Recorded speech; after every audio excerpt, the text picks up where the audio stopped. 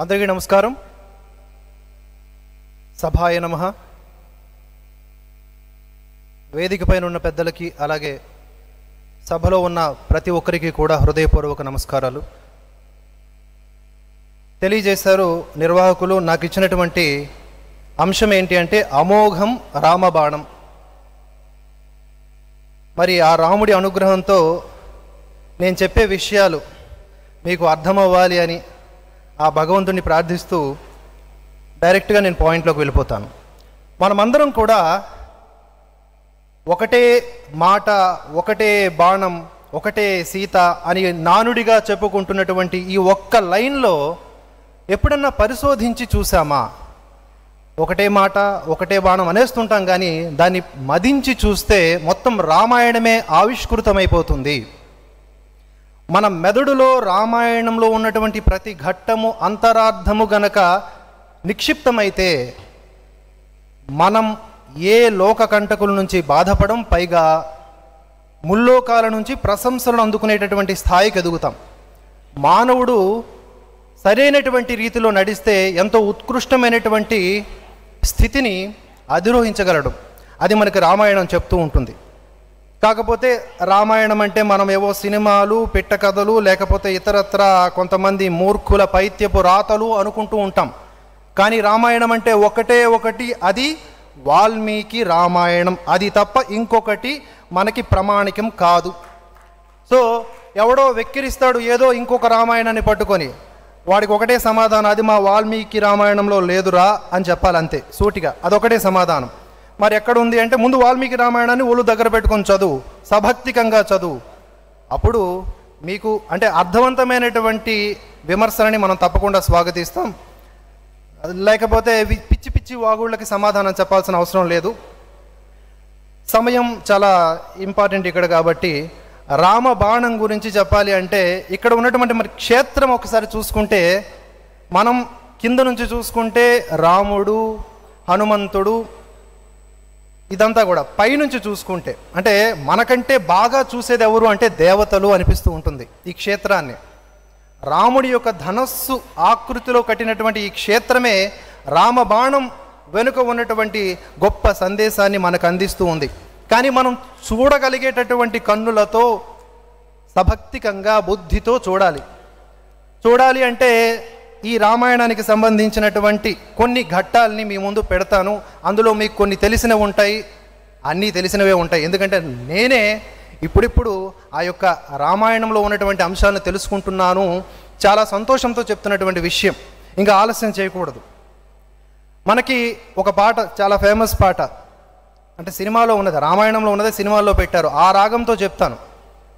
వాల్మీకి మహర్షి నారదుల వారికి అడిగినటువంటిది, ఎవడున్నాడీ లోకంలో ఇది వరకెరుగనివాడు, ఎవడున్నాడీ కాలంలో సరియగు నడవడివాడు, నిత్యము సత్యము పలికేవాడు, నిరతము ధర్మము నిలిపేవాడు, చేసిన మేలు మరువనివాడు, సూర్యుని వలెనే వెలిగేవాడు, ఎల్లరికీ చల్లనివాడు, ఎద నిండా దయగలవాడు, ఎవడు ఎవడు ఎవడు అని అడిగితే అప్పుడు నారదుడు చెప్పినటువంటి ఒకే ఒక్క సమాధానం మొత్తం రామాయణానికి సంబంధించి ఇక్కడే ఉంటుంది.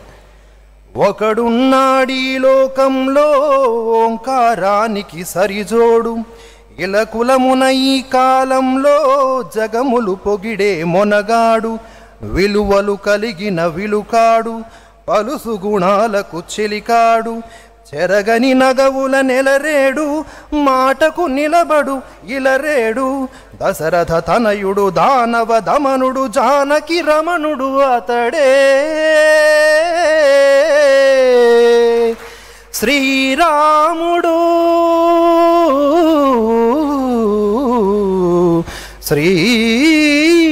శ్రీరాముడు. అది అంతటి గొప్ప మహాత్ముడు రాముడు, సంపూర్ణమైనటువంటి మానవుడు రాముడు కనుక అతడు సాధించినటువంటి విషయాలు, అతడి నడవడిక, ఇవన్నీ కూడా మనం పరిశోధించాల్సిన అవసరం ఉంది. సో రామ బాణము యొక్క గొప్పతనాన్ని చెప్పడానికి కొన్ని ఘట్టాలని మీ ముందు ఇప్పుడు చెప్పే ప్రయత్నం చేస్తాను. ముందుగా వాల్మీకి ఏం చెప్పాడు అంటే రాముడి గురించి అనేదానికి మనం ఒక ప్రస్తావన తీసుకుంటే, ముందుగా విశ్వామిత్రుడు యాగ సంరక్షణార్థమై రామలక్ష్మణుల్ని తీసుకువెళ్ళాలనుకుంటాడా? అప్పటికే చాలా చిన్న పిల్లాడు. రాముడు అన్నీ తెలిసిన వాడైనప్పటికీ కూడా 12-13 ఏళ్ల ప్రాయం కలిగినటువంటి రాముడు, లక్ష్మణుడు వీరిరువురిని కూడా విశ్వామిత్రుడు ఎందుకు సెలెక్ట్ చేసుకున్నాడు అంటే, వాల్మీకి చెప్తాడు, తేషామపి మహాతేజ రామ సత్య పరాక్రమ ఇష్ట సర్వస్య లోకస్య శశాంక ఇవ నిర్మల గజస్కంధే అశ్వపృషే చ రథచర్యాసు సమ్మత ధనుర్వేరే చ నిరత పితృశుశ్రూననే రత. అంటే అప్పటికే రాముడు ధనుర్విద్యలో నిష్ణాతుడు అని సాక్షాత్తు వాల్మీకి ఇక్కడ చెప్పినటువంటి విషయాన్ని మనం పరికిస్తే, రాముడు ఎంతటి శక్తివంతుడో మనకు అర్థమైపోతుంది. కేవలం శక్తివంతుడైనా, గుణవంతుడు కూడా. అందుకే భవిష్యత్ ద్రష్ట అయినటువంటి విశ్వామిత్రుడు ఒక లోక కళ్యాణ కారకం కోసం వీరిరువురిని ఎంచుకున్నాడు, రాముణ్ణి, లక్ష్మణుణ్ణి. అలా విశ్వామిత్రుడు ముందుగా రాముణ్ణి ఎంచుకొని దశరథుణ్ణి ఒప్పించే ప్రాసెస్లో ఒక మాట అంటాడు, మారీచశ్చ సుబాహుశ్చ వీర్యవంతా సుశిక్షితౌ సమాంస రుధిరౌఘేణ వేదిం తాం అభ్యవర్షితాం అని. అత్యంత భయంకరమైనటువంటి 2 రాక్షసుల నుంచి మాకు ప్రాబ్లమ్స్ ఉన్నాయి, మేము చేయాలనుకుంటున్నటువంటి యజ్ఞయాగాదులకు ఆటంకం కలిగిస్తూ ఉన్నారు. ఏ విధంగా ఆటంకం కలిగిస్తున్నారు అంటే, రక్తము, మాంసము వంటివి అపవిత్ర పదార్థాలు చల్లుతూ ఆ కార్యక్రమానికి భంగం కలిగిస్తున్నారని. మీరు ప్రస్తుతం మన కాలానికి సంబంధించినటువంటి ఈ విషయాన్ని మనం అప్లై చేసుకుంటే, మన తిరుపతి లడ్డూ గురించి కొంతమంది దీని గురించి మాట్లాడడానికి చాలా రకాలైనటువంటి ఆపసోపాలు పడుతూ ఉన్నారు. లడ్డూ గురించి మేమెందుకు మాట్లాడాలి, ఎన్నిసార్లు మాట్లాడాలి, ఎన్నిసార్లు అయినా మాట్లాడాలి లడ్డూ నాణ్యత పెరిగేదాకా. యాగరక్షణ ఎందుకు? యాగరక్షణ వంటిదే మన యొక్క ధర్మరక్షణ కూడా. ఆ రోజు రాముడు, లక్ష్మణుడు ఈ విధంగా విశ్వామిత్రుడి యొక్క యాగరక్షణ కోసం ఏ విధముగా మారీచుడు, సుబాహుడు అనేటటువంటి దుర్మార్గమైనటువంటి రాక్షసుల్ని, ఒకడినేమో 100 యోజనల అవతలికి పంపిస్తాడు ఒకే ఒక్క బాణంతో. రాముడి యొక్క బాణము గొప్పతనం గురించి వర్ణించడానికి నేను ఎంత వాడిని కానీ, సినిమాటిక్ స్టైల్లో చెప్పాలంటే ఒకటే ఒక దెబ్బ.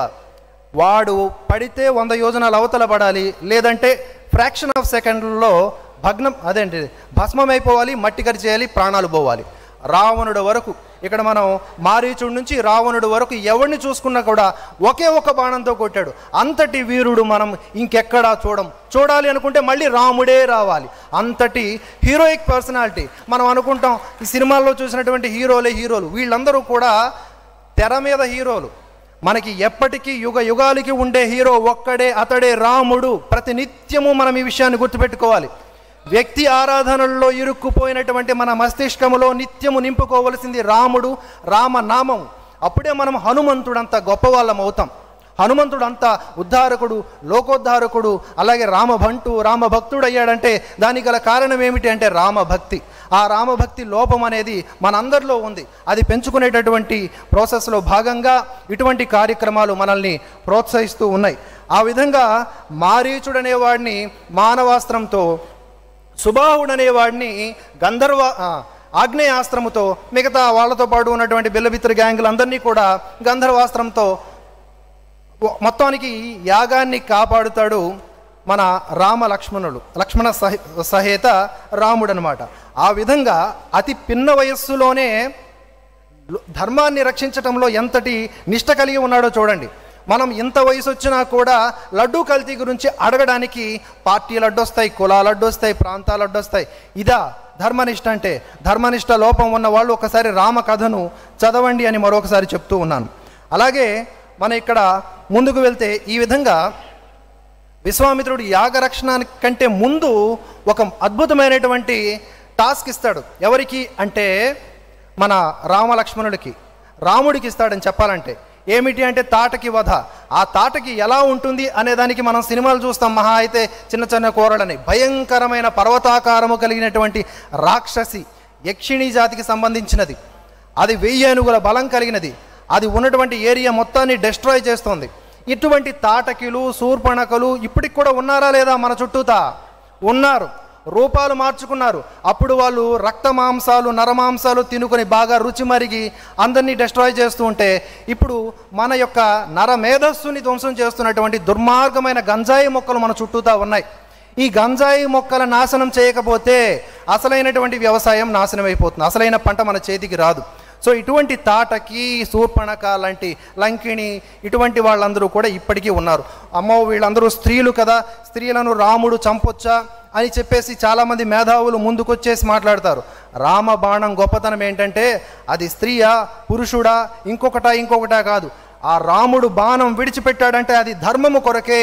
అటు పక్కాగా తప్పు చేసుంటేనే ఆ పనిష్మెంట్ ఉంటుంది తప్ప ఏదో సరదాకి నా దగ్గర అస్త్రములు ఉన్నాయి, శస్త్రములు ఉన్నాయి, ఓ 4 పడేద్దామని కాదు. ఇక్కడ తాటకిని వధించినటువంటి తీరు గనక చూసుకుంటే అప్పటికి ఇంకా రాముడికి అస్త్రములు, శస్త్రములు ఇంకేమీ వచ్చి ఉండవు, విశ్వామిత్రుడు ఇచ్చి ఉండడు. దాని తర్వాత ఈ మారీచుడు, సుబాహుడు ఘట్టం వస్తుంది. అయితే ఇక్కడ తాటకిని వధించిన తీరు శబ్దవేది అనే ప్రక్రియ ద్వారా వధిస్తాడు. అంటే తాటకి చాలా వేగం కలిగినటువంటి రాక్షసి, చాలా స్పీడ్గా తిరుగుతూ ఉంటుంది. ఆ స్పీడ్కి ఎన్నో రకాలైనటువంటి రాళ్ళు, రప్పలు, భయంకరమైనటువంటి ధూళి తిరుగుతూ ఉంటుందన్నమాట. అది ఏమీ అంటే అయోమయానికి గురి చేసేటటువంటి పరిస్థితి. అటువంటి భయంకరమైన రూపమైనటువంటి తాటకిని వధించడానికి చాలాసేపు ఆలోచిస్తాడు. అంటే రాముడు శక్తివంతుడే, బాణం వేస్తే అవతల ఎంతటి శక్తివంతుడైనా, రాక్షసైనా, ఎవడైనా, ముల్లోకాల్లో ఎవడైనా కింద పడిపోవాల్సిందే. కానీ ఆలోచిస్తాడు, మన దగ్గర ఇంత శక్తి ఉంటే ఇంత బిల్డప్ ఇస్తాం. కానీ రాముడు సర్వగుణ సంపన్నుడు కనుక, ధర్మ విచక్షణ కలిగిన వాడు కనుక ఆలోచిస్తూ ఉంటాడు. మరి ఈవిడ స్త్రీ కదా, మరి ఈవిడిని చంపొచ్చా అనే కోణంలో ఆలోచిస్తూ ఉంటే, నహిదే స్త్రీ వధకృతే ఘృణాకార్య నరోత్తమ చాతువర్ణ్య హితార్థాయ కర్తవ్యం రాజసూనునా అని విశ్వామిత్రుడు హితబోధ చేస్తాడు. నువ్వు రాజువి, చాతుర్వర్ణ్యంలో ఉన్నటువంటి ప్రతి ఒక్కరిని రక్షించవలసిన బాధ్యత నీదే.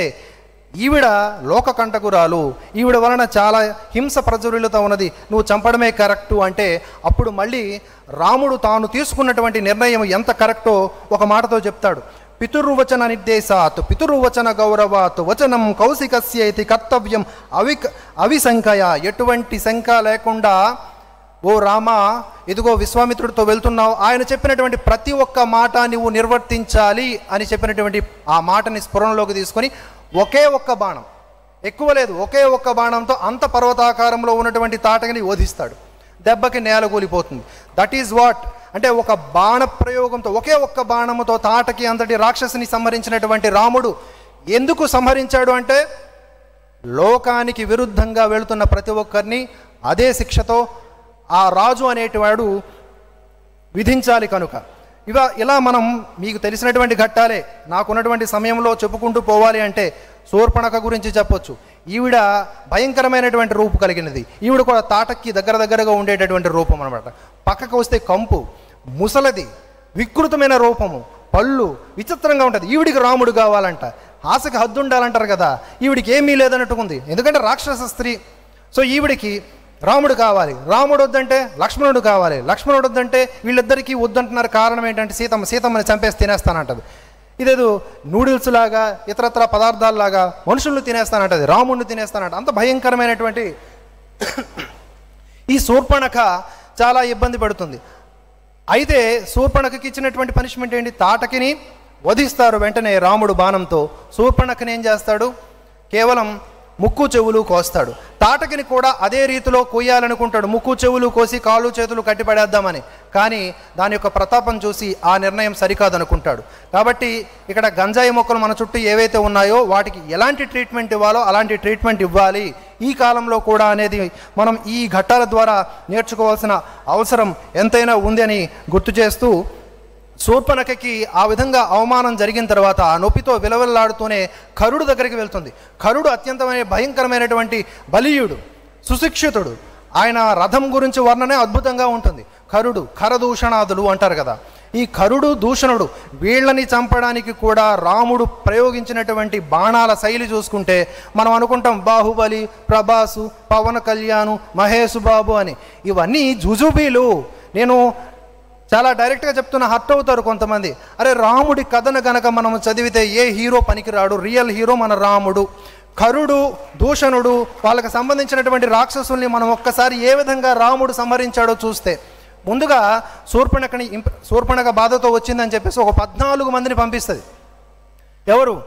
శూర్పణఖని కూల్ చేయడానికి కరుడు పంపిస్తాడు ఒక 14 మంది భయంకరమైన రాక్షసుల్ని.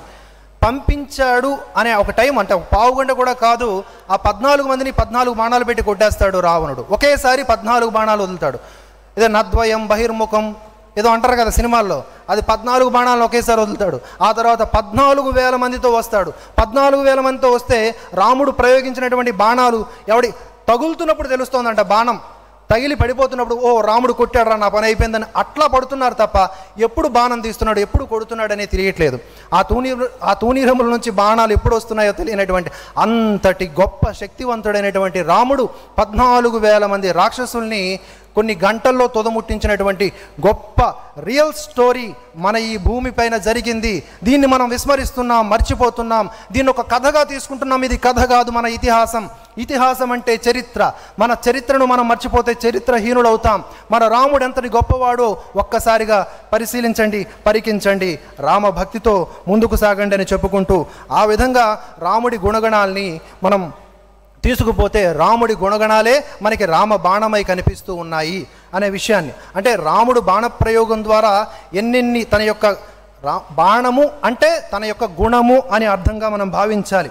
ఆ తరువాత రాముడు కేవలం బాణప్రయోగంతోనేనా, మామూలుగా ఆయన ఫైట్ చేయలేడా అంటే ఖడ్గాలు వాడుతా, ఆయన దగ్గర ఉన్నటువంటి అస్త్రాలు ఇన్ని అన్నీ అని కావు. చదవాలంటే ఇక్కడ నాకు ఇచ్చిన టైం సరిపోదు, వాళ్ళు అక్కడి నుంచి సంజ్ఞ చేస్తారు కిందకి దిగు మర్యాదగా అని. కాబట్టి ఇక్కడ విశ్వామిత్రుడు తాటకిని వధించిన తర్వాత you are the correct person, అంటే గురువు ఏ విధంగా ఎన్నుకుంటాడో చూడండి అస్త్రాల్ని శస్త్రాల్ని. ఆ రోజు ఒక 100 DRDOలు కలిపితే ఒక విశ్వామిత్రుడు అన్నట్లుగా ఎన్ని అస్త్రములు ఇచ్చిండో మన రాముడికి. దివ్యమైన దండచక్రం, ధర్మచక్రం, కాలచక్రం, విష్ణుచక్రం, ఇంద్రాస్త్రం, వజ్రాస్త్రం, మహాశూలం, బ్రహ్మశిరోనామకాస్త్రం, ఉత్తమోత్తమైన బ్రహ్మాస్త్రం, ఇలా ఎన్నో రకమైనటువంటి అస్త్రములు. అవేనా? వాటితో పాటుగా అస్త్రములు ప్రయోగించడమే కాదు, వాటి ఉపసంహారం కూడా రావాలి. ఈరోజు 2 దేశాల మధ్య యుద్ధం జరిగితే చిన్నపిల్లలు చచ్చిపోతున్నారు, సాధారణ ప్రజలు చనిపోతున్నారు. ఎందుకు అంటే అస్త్రములు ప్రయోగించడమే మనకు తెలుసు, యుద్ధ నీతి తెలియదు. సో యుద్ధ నీతి పాటించడం అతి ముఖ్యమైనటువంటి ధర్మం క్షత్రియుడికి. ఆ విధంగా విశ్వామిత్రుడు లేదా అగస్త్యుడు రాముడికి బల, అతి బల ఇత్యాది గొప్ప విద్యలతో పాటుగా అస్త్ర శస్త్రములు, వాటి యొక్క ప్రయోగ ఉపసంహారములు కూడా చెప్పడం వల్ల ఆ విధంగా అంటే రావణుణ్ణి చంపడానికి కావలసినటువంటి సరంజామా అంతా సిద్ధమైనట్లుగా మనం భావించవచ్చు. ఎందుకంటే రాముడు మానవుడై రావణుణ్ణి కొట్టాలి కాబట్టి ఇన్ని రకాలైనటువంటి సుగుణములతో ప్రకృతిని తన వశపరుచుకొని ముల్లోకాలు కూడా, ఏ యుద్ధం రాముడు చేస్తూ ఉన్నా కూడా ముల్లోకాలు కూడా ఎవరు, యక్షులు, గంధర్వులు, కిన్నెరులు, కింపురుషులు, నాగులు, దేవతలు అందరూ కూడా ఇలా చూస్తూ ఉంటారు. వాళ్ళే ప్రేక్షకులు, రాముడు గెలవాలి, రాముడు గెలవాలి, వీడిని కొట్టాలి, వీడి వల్ల మాకు కూడా డిస్టర్బెన్స్ ఉందని. అంతటి భయంకరమైనటువంటి రాక్షసులు మన భూమిపై ఉండేవాళ్ళు. వాళ్ళతో ముల్లోకములకి ప్రాబ్లమే. కాబట్టి రాముడు కేవలం ఈ భూలోకంలో ఉండేటటువంటి మానవులను ఉద్ధరించిన వాడు కాదు, ముల్లోకాల్ని ఉద్ధరించిన వాడు. అతడు ముల్లోకాలకు రాజు అనే విషయాన్ని కూడా మనకు వాల్మీకి ప్రమాణికంగా చెప్పాడు చాలా శ్లోకాల్లో. ఇక్కడ ఆ విధంగా కరదూషణాలు అయిపోయిన తర్వాత రాముడు ఎంత బలీయమైనటువంటి వాడు అంటే సుగ్రీవుడు టెస్ట్ చేస్తాడు. సుగ్రీవుడు గొప్ప వీరుడు కదా, మరి అంటే రాముడికి సుగ్రీవుడికి మధ్య జరిగిన సంవాదం గురించి ఇప్పుడు నేను చెప్పకూడదు, అంటే సమయం సరిపోగా. సుగ్రీవుడు టెస్ట్ చేస్తాడు రాముడికి, ఏమని అంటే నువ్వు బలవంతుడువా, వారిని చంపగలవా, మా అన్న తోపు తురుము, వాడిని నేనే ఎదుర్కోలేను, చూడడానికి ఇద్దరం ఒకేలా ఉంటాం కానీ వాడి శక్తి ముందు నేను నిలబడలేను అని చెప్తా ఉంటాడు. దుందుబి అనే ఒక రాక్షసుడు ఉంటాడు, వాడు గాడ్జిల్లాగా చాలా పెద్ద సైజు, వాడిని సంహరించుంటాడు వాలి ఒకానొక సమయంలో. వాడి అస్థి పంజరం ఉంటుంది. ఇదిగో ఈ దుందుబి శరీరాన్ని అంటే మృత శరీరాన్ని గతంలో మా యొక్క అన్న వాలి తంతే, అదిగో అంత దూరం పడింది, మరి దీన్ని నువ్వు తన్ని చూపించు అంటే రాముడు జస్ట్ అలా కాలి బొటన వేలితే ఇలా అంటాడంతే, 10 యోజనములు అవతల పడుతుంది. అది రాముడి యొక్క పవర్.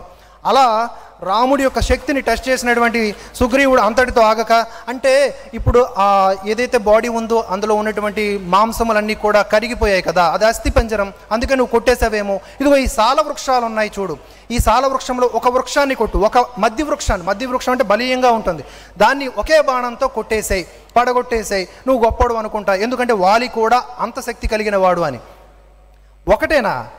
7 కొడితే ఏమైనా ప్రాబ్లమా, 7 కొడితే ఏమైనా ప్రాబ్లమా అన్నట్లుగా వంకర టింకరగా ఉన్నటువంటి ఆ సాల వృక్షాల్ని ఒకే బాణంతో కొట్టినటువంటి రాముడు ఆ ఘట్టాన్ని కనుక మనం చదివితే మన గూస్ పింపుల్స్ వస్తాయి.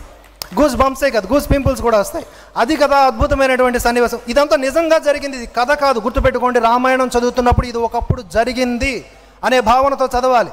ఇది కథ అని చదివితే మనకు మిగిలేది వ్యధే, అర్థం చేసుకోండి. అలా ఒకే ఒక్క బాణం తీసి కొడితే వంకర టెంకరగా ఉన్న ఆ సాల వృక్షాలన్నీ కూడా ఒకేసారి పడిపోవడంతో పాటుగా పాతాళంలోకి వెళ్ళి ఫ్రెష్ అప్ అయిపోయి ఆ బాణం మళ్ళీ వచ్చి వెనక తూనీరంలో చేరుతుంది. అయిపోయింది రామా, నువ్వు పంపించావు, నన్ను వేసి వచ్చేసా అనే అంత వినయముగా అది వచ్చి నిలబడుతుంది. అది రాముడి యొక్క శక్తి. అప్పుడు నమ్ముతాడు సుగ్రీవుడు, రాముడు రామబాణం సో పవర్ఫుల్ యార్, ఈయన ఈజీగా వాలిని కొట్టగలడు, ఇప్పుడు నాకు విముక్తి కలుగుతుంది వాలి వల్ల అనుకుంటాడు. ఆ తర్వాత వాలిని ఏ విధంగా చంపుతాడు మనందరికీ తెలిసిందే. చంపిన తర్వాత వాలి బిల్డప్ మనం చూసాం. వాలి ఇలా చంపుతావా, అధర్మం చేస్తావా, చాటున కొడతావా అని. నువ్వు చేసింది ఏమైనా పత్యాపారమా, నువ్వు చేసింది కూడా దుర్మార్గమైన పని.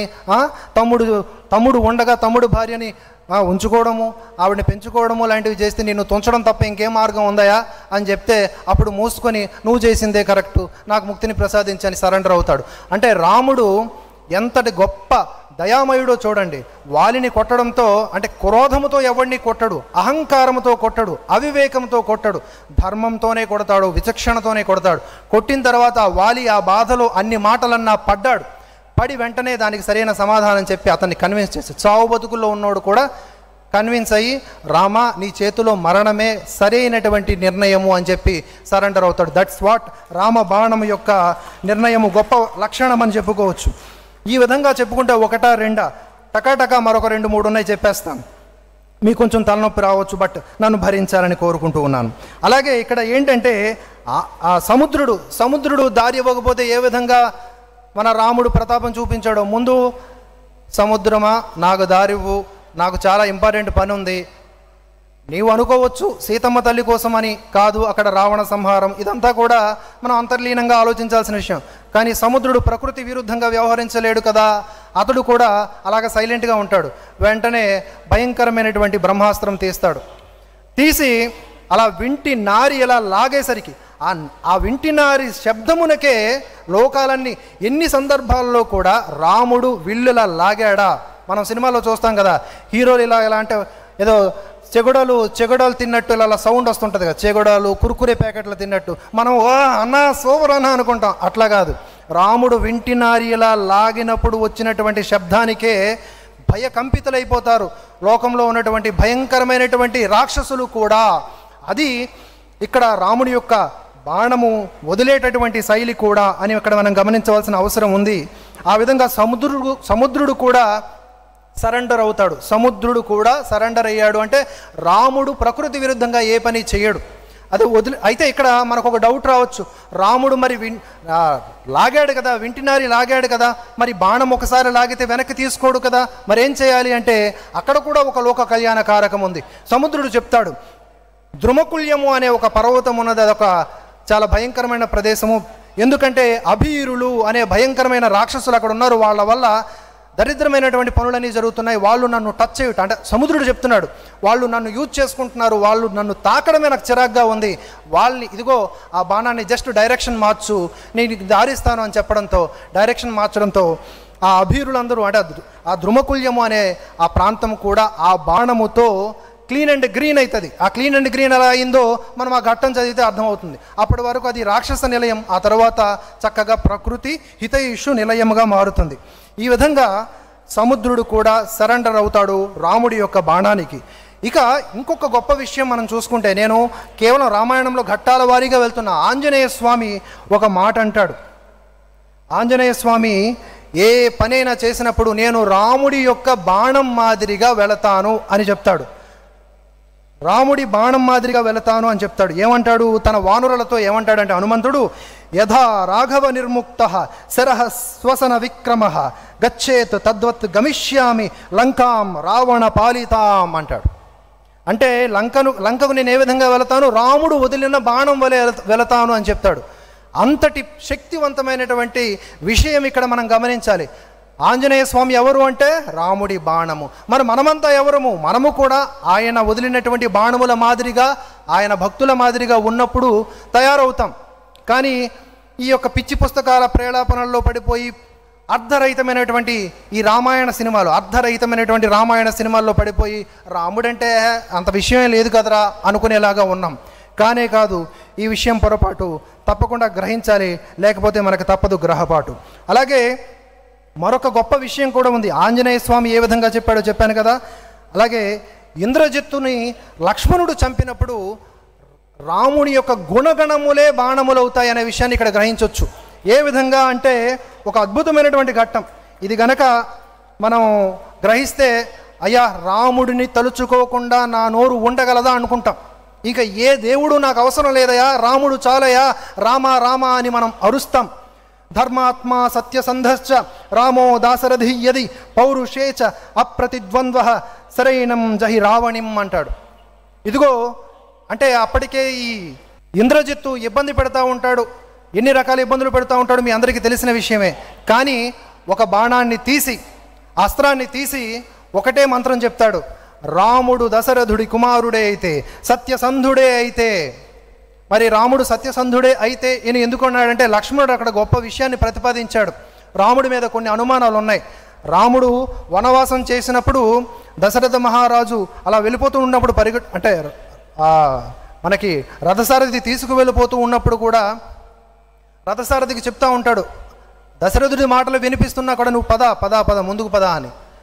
రథసారథి అంటాడు, అయ్యా మళ్ళీ నేను రిటర్న్ రావాలి, ఆయన ఆపమన్నా నేను ఆపలేదంటే నాకు తోలు తీస్తారు, అంటే ఈ జనం గోల్లో వినబడలేదని చెప్పయా అని అంటాడు రాముడు. అంటే అక్కడ అబద్ధం ఆడినట్టే కదా అనేది లోకం ఆలోచించవచ్చు. కాబట్టి అది అబద్ధం కాదు, ధర్మ సూక్ష్మము అని లక్ష్మణుడు ప్రతిపాదించాడు. ఈ యొక్క శ్లోకంలో మనం అది అర్థం చేసుకోవాలి. రాముడు సత్యవంతుడే అయితే, ధర్మాత్ముడే అయితే, దశరథుడి కుమారుడే అయితే, ఇది కూడా గుర్తు, పాయసానికి పుట్టినోడు రా రాముడు ఇలా మాట్లాడతారు కదా, రాముడు దశరథుడి కుమారుడే అయితే అని కూడా ఇక్కడ ప్రతిపాదన చేసి బాణాన్ని విడిచిపెడితే ఆ బాణం ఇంద్రజిత్తు గాడి తల అలా పక్కకి తీసుకు ఎగ్గరగొట్టిందనమాట, ఎక్కడికో వెళ్ళి పడుతుంది. ఇది కూడా రామబాణమే. లక్ష్మణుడు వేసి కొట్టినా కూడా రామ గుణగణాలని బాణంగా చేసుకుని కొట్టడంతో అది ఎక్కడికో వెళ్ళి పడింది ఇంద్రజిత్తు తల. అంతటి గొప్ప విశేషమైనటువంటి వ్యక్తిత్వము రాముడిది అని మనం గుర్తుపెట్టుకోవాలి. ఈ విధంగా మనం రాముని యొక్క బాణంలో 4 గుణాల్ని మనం పెంపొందించుకోవాలి. ఏమిటవి అంటే, ఒకటి ఉత్సాహము. రాముని బాణము నిత్యము రెడీగా ఉంటుందట, ఉత్సాహంగా ఉంటుందట. రామా ఆజ్ఞ, నువ్వు ఏం చేయాలో చెప్పు, నువ్వు ఏం చేసినా రైటే చేస్తావు కాబట్టి నేను ఫినిష్ చేసి మళ్ళీ నీ దగ్గరకు వచ్చి కూర్చుంటా అని చెప్తుంది.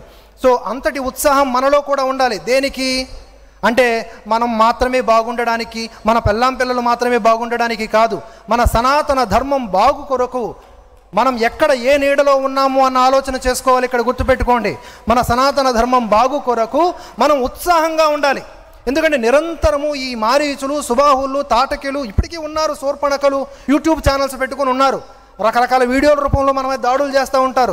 మీ వరకు రాలేదేమో, ఒకసారి చూస్తే అర్థమవుతుంది వారు చల్లుతున్నటువంటి విషం ఎంత ప్రమాదకరమైనదో. దేశాన్ని ముక్కలు చేయాలనుకుంటారు, హిందువుల్ని కులాల ద్వారా ముక్కలు చేయాలనుకుంటారు. మరి అలాంటి వాళ్ళని మనం ఉత్సాహంగా ఉన్నప్పుడే కదా, ఐక్యంగా ఉన్నప్పుడే కదా ఎదురొడ్డగలం. కాబట్టి రాముడి బాణానికి ఉండేటువంటి మొట్టమొదటి లక్షణం ఉత్సాహం, అది మనలో కూడా ఉండాలి. అలాగే మరొక గొప్ప లక్షణం బుద్ధి. బుద్ధి అంటే ఫోకస్. చాలా లక్ష్యము అనేది ఒకటి డిసైడ్ అయిన తర్వాత దానిని మాత్రమే ఛేదించాలి తప్ప ఇంకా డైవర్షన్స్ ఉండకూడదు. హనుమంతుడు ఏ విధంగా లంకకు లంఘించినప్పుడు మధ్యలో ఒక 4-5 ఆటంకాలు వచ్చినప్పుడు లంకిని ఇత్యాది రాక్షసులు ఏ విధంగా దాటి వెళ్ళాడో అలా మనం లక్ష్యాన్ని ఛేదించాలి. అంటే బుద్ధి అనేది కలిగి ఉండాలి. ఇక రాముని బాణానికి ఉన్న మరొక గొప్ప లక్షణం ఏంటి? బలం. అవతలివాడు ఎంత తురుంగాడైనా సరే ఒకే దెబ్బతో మట్టి కరవాల్సిందే. అంతటి బలాన్ని కూడా మనం ప్రదర్శించాలి మన సనాతన ధర్మం కొరకు. అలాగే కైంకర్య భావన అంటే ఏంటి? సో మెనీ టాస్క్స్ ఉంటాయి మనకి. సనాతన ధర్మం మీద ఒకటి దాడి చేస్తున్నాడా, విదేశీయులు దాడి చేస్తూ ఉంటారు, స్వదేశంలో ఉన్నటువంటి ద్రోహులు దాడి చేస్తారు, హిందువుల ముసుగులోనే ఉన్నటువంటి నీచులు దాడి చేస్తారు. వీళ్ళందరినీ రకరకాల మార్గాల్లో ఎదుర్కోవాలి. కాబట్టి ఒక్కొక్క టాస్క్ మన శక్తి మేర ఫినిష్ చేసుకొని ఇంకొక టాస్క్లోకి వెళ్ళాలి.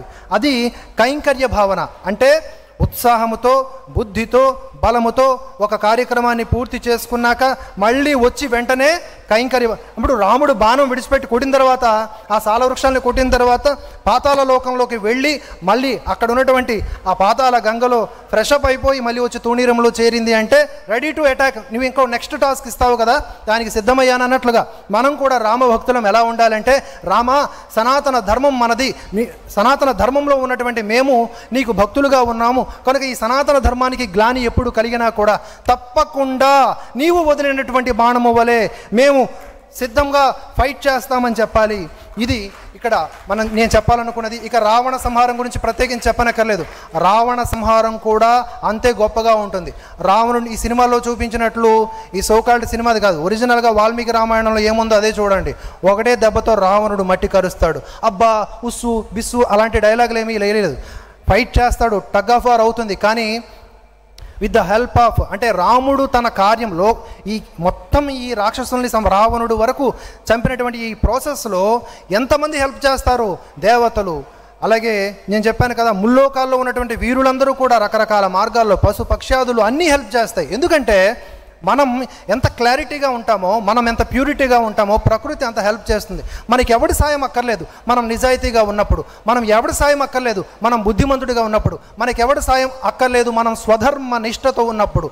ఇవి లేకుండా ధనం ఉందని, ఇంకేదో ఉందని, రాజకీయ అండ ఉందని విర్రవీగామో ఏదో ఒకరోజు మన బెండు మనమే తీసుకున్న వాళ్ళం అవుతాం. రావణుణ్ణి కూడా ఒకే దెబ్బతో కొట్టింది రామబాణం. రాముడు ఒకే బాణంతో కొట్టాడు రావణుణ్ణి, కింద పడ్డాడు. అంతటి మహారాక్షసుడు. కొంతమంది అంటారు రావణుడు గారు అని. రావణుడు గారు కాదు, గాడే. ఆడు ఈడు అనాల్సిన రాక్షసుల్ని ఆడు ఈడు అనాలి. రాక్షసులకు మర్యాద ఎందుకు ఇవ్వాలి నాకు అర్థం కావట్లే. అంతటి గొప్ప విశాల హృదయం మనకు అక్కర్లే. ఇంతకుముందు పండితులు ఎవరో చెప్పారు, హృదయం ఎన్లార్జ్ అయితే హార్ట్ అటాక్ వచ్చి పోతారంట. అంత విశాల హృదయం మనకు అక్కర్లే. ఎంత ఉండాలో అంత, మంచికి మంచి, చెడుకు చెడు, ధర్మ సూక్ష్మాలని గ్రహించాలి. రాముడు కృష్ణుడు మనకి ఇచ్చినవి అవే. ఎందుకు మనకి వాలి దగ్గర అనుమానం వచ్చింది? వాలి దగ్గర అనుమానం రాక్కర్లే, తాటకి దగ్గర అనుమానం రాక్కర్లే. స్త్రీ కార్డు, ఉమెన్ కార్డు ఎందుకు వాడాలి అక్కడ? అది భయంకరమైన రాక్షసి, మనుషుల్ని తింటా ఉంది. దాన్ని కొట్టకపోతే పెంచుకుంటారా? పిల్లి లెక్క, కుక్క లెక్క కానే కాదు కదా. కాబట్టి మనం కూడా ధర్మ విచక్షణ ప్రదర్శించాలి. విశాల హృదయం ఎక్కడ చూపించాలో అక్కడ చూపించాలి. ఈ ఉత్సాహం, బుద్ధి, బలం, కైంకర్య భావన అనే రామబాణానికి ఉన్నటువంటి లక్షణాలని నిరంతరం మనం కలిగి ఉండాలి. అత్యంత ముఖ్యమైన విషయాన్ని నేను ప్రతిపాదిస్తూ ఈ యొక్క స్పీచ్ను ముగిస్తా. ఈ రామనారాయణ క్షేత్రాన్ని ఒకసారి మనం పరిశీలిస్తే గనక ప్రతిరోజు మనకి లేజర్ షో ఉంటుంది. అదేదో టెక్నికల్గా మనకు కనిపించేటటువంటి మనకి దృశ్యం అనుకుంటే గనక పొరపాటే. చాలా సందర్భాలు ఇప్పటికి 2-3 సార్లు చూసా. 2-3 సార్లు కూడా, అంటే మరి నా లక్క ఏమో కానీ ఈ యొక్క సైంటిఫిక్ టెక్నికల్ లైట్స్తో పాటుగా వెనక మెరుపులు కూడా వస్తూ ఉంటాయి. ఇది నేను గ్రహించాను. అంటే దేవతలు కూడా ఈ లేజర్ షోని ఆస్వాదిస్తున్నాయి. మనం ఎక్కడున్నాము అంటే రామనారాయణ క్షేత్రంలో. ఈ పవిత్రమైన క్షేత్రం ఎంత గొప్పది అంటే, అంటే ఇప్పుడు ఉన్నటువంటి నిర్వాహకుల వారి తండ్రి వారు ఇక్కడ చెప్పులతో నడిచేవారు కాదంట, ఇక్కడ రాముడు ఉన్నాడయా అని. అంతటి పవిత్రమైనటువంటి ఈ స్థలంలో ఉన్నాం. దయచేసి ఆలోచించండి. ఏదో ఇదొక పర్యాటక ప్రదేశం కానే కాదు, ఇది కూడా అత్యంత పవిత్రమైన క్షేత్రం. రామనామము అణువణువున ఉన్నటువంటి నేల ఇది. ఇక్కడికి వచ్చి వెళ్ళిన తర్వాత ఎలా వెళ్ళాలి అంటే, ఇంతకుముందు చెప్పాను కదా, రామ బాణం మాదిరిగా వెళ్ళాలి. మనం కింద నుంచి చూస్తే మామూలుగా కనిపిస్తుంది, దేవతల మాదిరి పైనుంచి చూస్తే రాముడి ధనస్సు ఇక్కడ విడిచిపెట్టి వెళ్ళాడా అనిపిస్తుంది. ఆ ధనస్సు మొనలో ఎవరుంటారు? ఆంజనేయ స్వామి ఉంటాడు. మనం కూడా లోపలికి ప్రవేశించినప్పుడు రామ భక్తులుగా, బయటికి వెళ్ళినప్పుడు రామ బాణముగా వెళితే మన వెంట ఎవరుంటారు? ఆంజనేయ స్వామి. ఇది ఈ క్షేత్రం మనకు అందిస్తున్నటువంటి గొప్ప సందేశం. ఈ విషయాన్ని అందరికీ మనం చెప్పాలి. రామనారాయణ క్షేత్రం అంటే లేజర్ షో ఉంటుంది, ఎంట్రీ ఫీజు ఇంతటా, అక్కడ ఫుడ్ ఫ్రీగా పెడతారంట. ఇది కాదు, అక్కడ రామనామమే ఉంటుంది, రామాయణమే ఉంటుంది, రాముడు తప్ప ఇంకేమీ ఉండదురా అని చెప్పుకోవాలి. అలా చెప్పుకోవడంలో ఎంతో గొప్ప పుణ్యం ఉంటుంది. రామ భక్తుల గురించి చెప్పుకుంటే రాముడికి ఇష్టమంట. అందుకనే హనుమ భక్తుల్ని తొందరగా ఉద్ధరిస్తాడు రాముడు. ఈ విషయాన్ని మీరు స్ఫురణలో పెట్టుకొని, నా యొక్క ఈ మాటల్లో ఎక్కడైనా పరుష పదజాలం కానీ, వాల్మీకి రామాయణానికి విరుద్ధంగా ఏమన్నా మాటలు కానీ ఉంటే నిండు మనసుతో నన్ను క్షమించమని కోరుకుంటూ, ఇంతటి గొప్ప అవకాశాన్ని ఇచ్చినటువంటి రామనారాయణం ట్రస్ట్ నిర్వాహకులు వారందరికీ కూడా వారి పేరు పేరున వారికి, అలాగే తవాస్మి అకాడమీ వారు, వారి టీం, శ్రీరామ్ చక్రధర్ గారు వారి టీం ఎంత అకుంఠిత దీక్షతో చేస్తున్నారో మా వల్ల అయితే కాదు కదా అని అనిపిస్తుంటుంది. అంతటి గొప్పగా పనిచేస్తూ ఈ కార్యక్రమాన్ని ఈ స్థాయికి తీసుకువచ్చారు. వారందరికీ కూడా పేరు పేరున ధన్యవాదాలు. నాకు అర్హత లేనప్పటికీ ఈ అవకాశాన్ని ఇచ్చినటువంటి వారి ప్రేమకు సదా కృతజ్ఞుడిని. అలాగే ఆ రాముడికి కూడా సదా రామబంటు మాదిరిగా ఉంటాను. జై శ్రీరామ్, జై జై శ్రీరామ్. రామ బాణాల వంటి మాటలతో రామ బాణం గురించి అమోఘంగా మాట్లాడిన డిఎస్పి గారిని మేము ముద్దుగా డిఎస్పి అని పిలుస్తాం మేమందరము, సో అదే అలవాటు అయిపోయింది. శివప్రసాద్ గారిని సత్కరించవలసిందిగా వేదికను అలంకరించిన పెద్దలందరినీ కోరుతున్నాం.